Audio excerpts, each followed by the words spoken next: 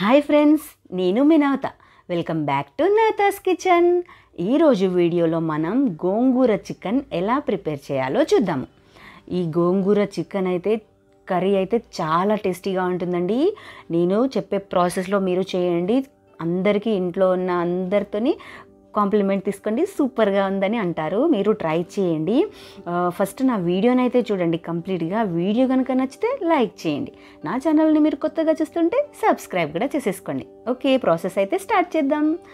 KG chicken అయితే తీసేసుకొని గిన్నెలో వేసేసుకొని వాటర్ ఆన్ చేసి వేసేసుకోండి. అందులో వాటర్ వేసేసుకొని ఆ చికెన్ అయితే శుభ్రంగా కడుగుదాం. ఫస్ట్ చికెన్ అయితే ఒకసారి ఇలా కడిగేసి ఆ వాటర్ పోసేసి మళ్ళీ సెకండ్ టైం కూడా ఇదే ప్రాసెస్లో మళ్ళీ చికెన్ని కడిగేసేయండి.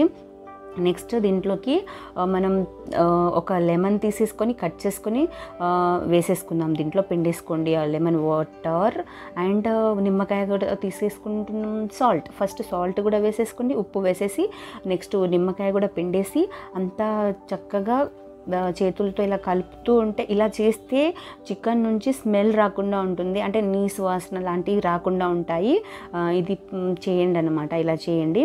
నెక్స్ట్ ఇలా ఒకసారి మనం కలుపుకున్న తర్వాత వాటర్ ఆన్ చేసేసుకొని ఆ వాటర్ కూడా పారబోసేసేయండి. మళ్ళీ నెక్స్ట్ టైం కూడా వాటర్తో కడిగేసి పారబోసేయండి.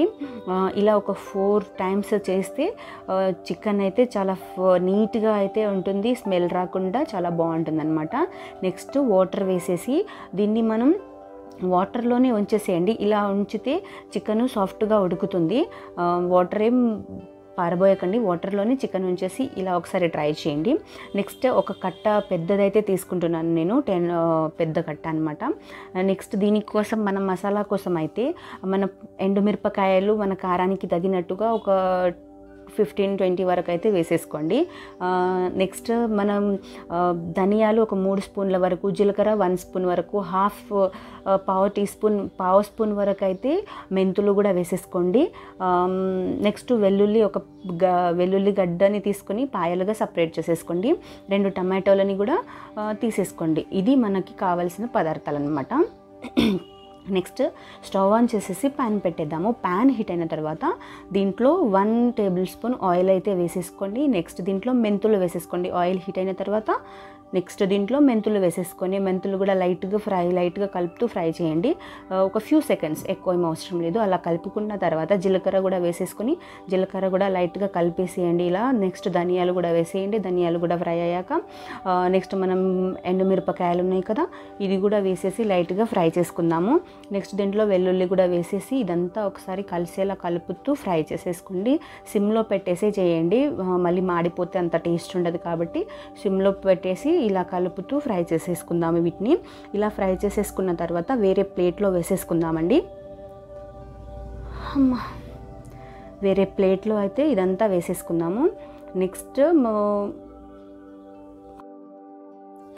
ఇప్పుడు మళ్ళీ మనం స్టవ్ ఆన్ చేసేసి ప్యాన్ పెట్టండి. కొద్దిగా ఆయిల్ కూడా వేసేసుకొని గోంగూర ఉంది కదా, మన గోంగూరలు కూడా దీంట్లో గోంగూర ఆకులు ఉన్నాయి కదండి, ఇవి దీంట్లో వేసేసుకుందాము.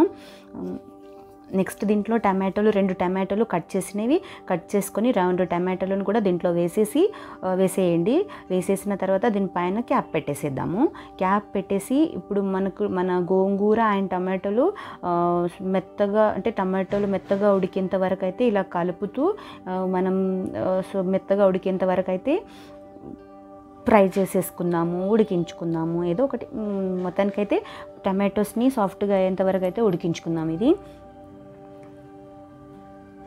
ఇలా టమాటోలు సాఫ్ట్గా అయిపోయిన తర్వాత వేరే ప్లేట్లో అయితే వేసేసుకొని ఇవి చల్లారనివ్వండి. ఇప్పుడు ఆనియన్ ఉంది కదా, ఒక ఆనియన్ తీసేసుకొని దీన్ని కట్ చేసుకుందామండి.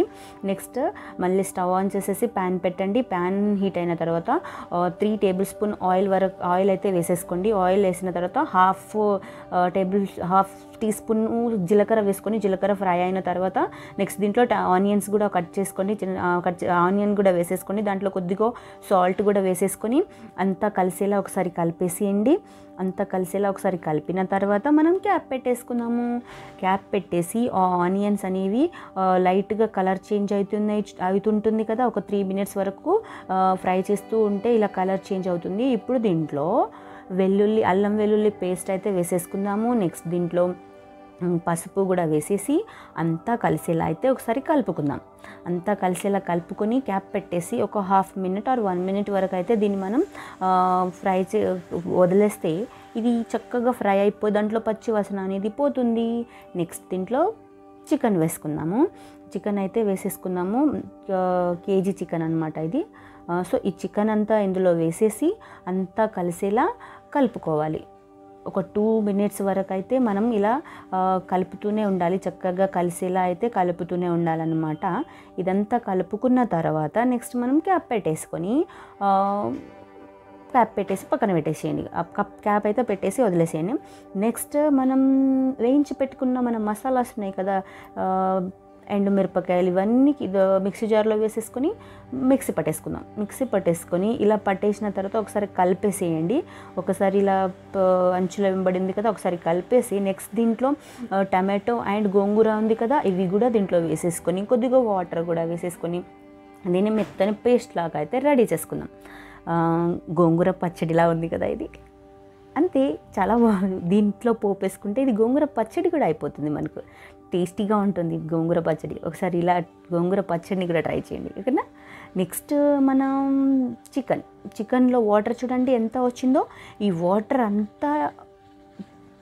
వాటర్తోనే మన చికెన్ పర్ఫెక్ట్గా ఒక 60-70% అయితే ఉడికిపోతుంది.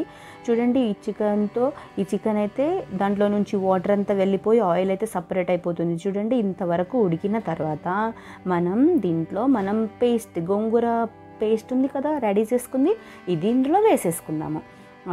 ఇదంతా ఇందులో వేసేసుకుందాం. చూడండి మనం ప్రిపేర్ చేసుకున్న గోంగూర పచ్చడి గోంగూర పేస్ట్ అయితే దీంట్లో వేసేసుకుందాము. వేసేసుకొని వాటర్ కూడా మనకి గ్రేవీ ఎక్కువ కావాలి అనుకుంటే కొద్దిగా వాటర్ ఎక్కువ వేసేసుకోండి. మనకు కావాల్సినంత వరకు ఎంత గ్రేవీ కావాలో దానికి తగ్గట్టుగా దీంట్లో వాటర్ యాడ్ చేసేసుకోండి. వాటర్ కూడా యాడ్ చేసేసుకొని ఇదంతా చికెన్తో మన గోంగూర పేస్ట్ అనేది చికెన్కితో కలిసిపోయేలాగా కలుపుతూనే ఉండాలి. కలుపుతూ ఉండండి. ఒక 1-2 మినిట్స్ పడుతుంది ఇది కలపాలంటే. సో ఇలా కలుపుతూ ఉన్న తర్వాత కలిసిపోయిన తర్వాత మన గోంగూర పేస్ట్ అనేది చికెన్తో చక్కగా కలిసిన తర్వాత క్యాప్ పెట్టేసి దీన్ని ఉడికించుకోవాలి. ఎంతవరకు ఉడికించుకోవాలంటే మన చికెన్ అనేది మెత్తగా ఉడికిపోయేంత వరకు మనం మీడియం ఫ్లేమ్లోనే పెట్టేసి ఇది ఉడికించుకోవాలన్నమాట.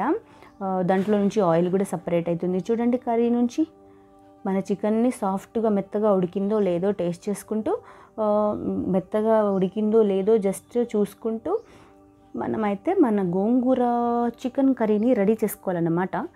సో చూడండి ఒకటి ప్రెస్ చేసి చూద్దాము, ఇది ఉడికిపోయిందో లేదో టేస్ట్ చేసుకుందాము.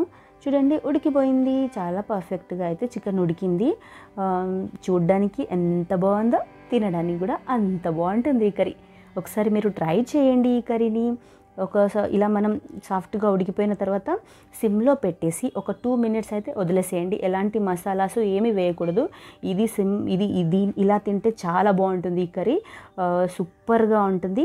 మీరు ట్రై చేయండి, చాలా బాగుంటుంది. నా వీడియో కనుక నచ్చిందా మీకు? కంప్లీట్గా చూసారా? నచ్చిందా వీడియో? నచ్చితే మాత్రం లైక్ చేయండి. నా ఛానల్ని మీరు కొత్తగా చూస్తున్నారా? అయితే సబ్స్క్రైబ్ కూడా చేసేసుకోండి. లైక్ చేయండి, సబ్స్క్రైబ్ కూడా చేసేసుకోండి. Thank you so much for watching. నా వీడియో చూసిన అందరికీ థ్యాంక్ యూ. నా వీడియో కనుక నచ్చితే మాత్రం లైక్ చేయడం మర్చిపోకండి, సబ్స్క్రైబ్ చేయడం మర్చిపోవద్దు. నెక్స్ట్ నాకు కామెంట్ కూడా చేయండి. నచ్చితే బాగుంది అని ఒక్క కామెంట్ చేయండి. ఓకే, మళ్ళీ నెక్స్ట్ వీడియోతో మళ్ళీ కలుసుకుందాం. మరి bye. Thank you so much for watching. Please like, share, comment and subscribe to Navatha's kitchen. Bye.